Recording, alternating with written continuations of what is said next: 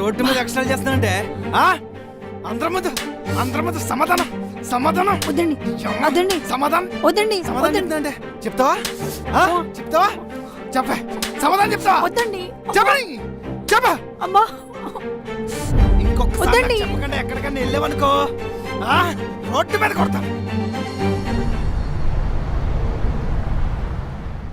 సరే మేనేజర్తో నేను మాట్లాడతా అని చెప్పు. సరే ఓకే బాయ్. కార్తిక్ అమ్మ నాన్న ఇంటికి వస్తా అన్నారు. అమ్మా నాన్న? ఎవరమ్మా నాన్న? మా అమ్మ నాన్న. ఎవరిని అడిగి వస్తున్నారు? అంటే వాళ్ళు వరంగల్ వెళ్తున్నారు, వచ్చేదారిలో కలిసి వెళ్తా అన్నారు. అయితే నువ్వు సరే అనీసు అంతేనా? మరేం చెప్పమంటావు? మన పెళ్ళైన దగ్గర నుంచి ఎప్పుడైనా ఇంటికి వచ్చారా వాళ్ళు? వాళ్ళు రావాల్సిన అవసరం లేదు. ఇది నా ఇల్లు. ఇక్కడికి ఎవరు రావాలి ఎవరు వద్దనేది నా ఇష్టం. వాళ్ళు రావద్దని చెప్పు. కార్తిక్, నేను నీ భార్యని. ఈ ఇల్లు నాది కూడా. ఓ ఈ ఇల్లు నీదా?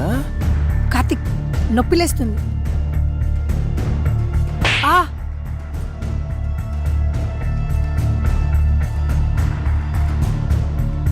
ఒళ్ళు దగ్గర పెట్టుకుని విను. ఇది నా ఇల్లు. నువ్వు ఇక్కడ ఉండాలంటే నేను చెప్పినట్టు వినాలి. అర్థమవుతుందా? మీ పేరెంట్స్కి ఫోన్ చేసి రావద్దని చెప్పు.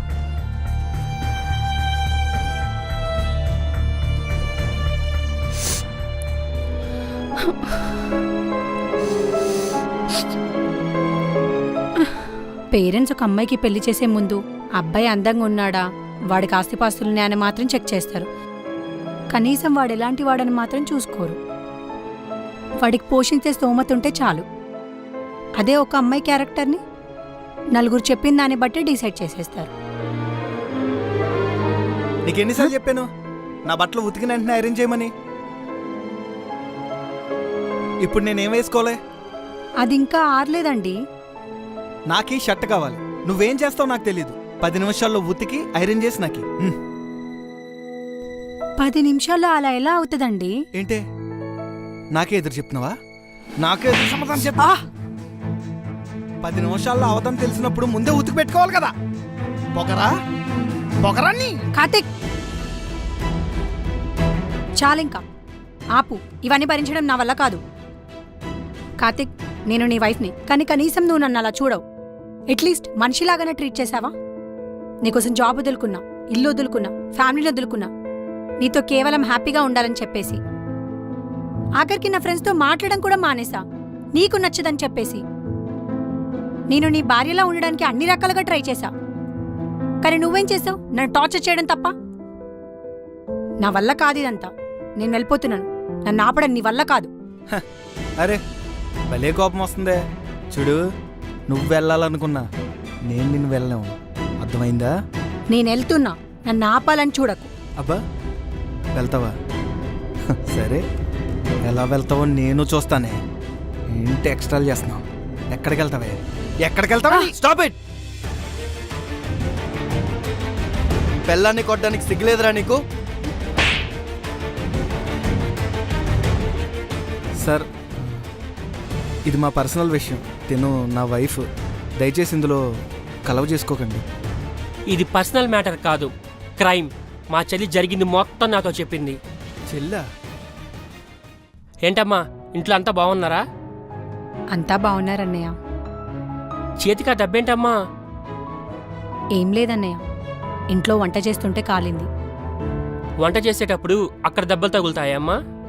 నిజం చెప్పు, ఏమైంది?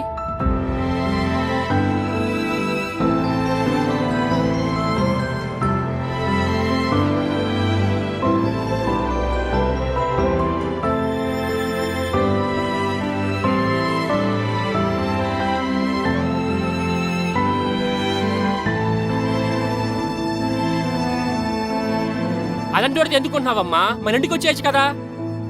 రానివ్వడన్నయ్య. వాడి పని నేను చెప్తానుండు. వద్దన్నయ్య, అసలే నీకు ఇప్పుడు పోలీస్ జాబ్ రాబోతుంది. గొడవలన్నీ వద్దు.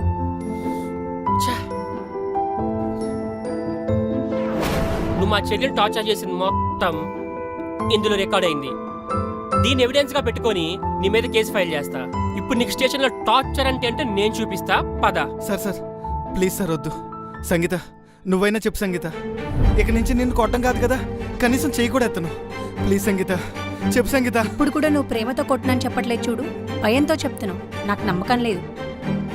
అర్థమైందా?